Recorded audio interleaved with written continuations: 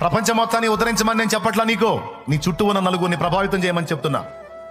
చిన్న చిన్న వయసులో త్రాగుడికి బానిసలైపోతున్న వాళ్ళు, చిన్న చిన్న ప్రాయాల్లోనే త్రాగుడు. ఆడపిల్లలు మందు తాగటమా, ఆడపిల్లలు సిగరెట్ తాగటం, అది కూడా 10th క్లాస్ పిల్లలా.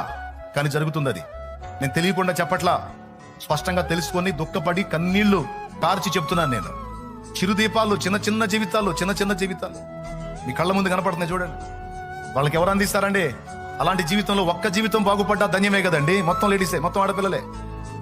అబద్ధాలు చెప్తున్నానా?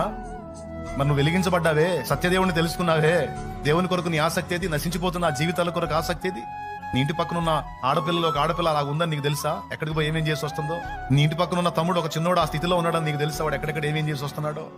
వాడితో అంత స్నేహం చేసి వాడిని దేవుని వైపు ఆకర్షించి, మా దేవుడు నిన్ను ప్రేమిస్తున్నాడు తల్లి, అయ్యా దేవుడు నిన్ను ప్రేమిస్తున్నాడు నాన్న అని ఏ అవకాశానైనా అందిపుచ్చుకొని వాళ్ళకి దేవుని గురించి పరిచయం చేసి దేవుని ప్రేమను రుచి చూపిస్తే వాళ్ళు మళ్ళీ దానిలోకి వెళ్తారా?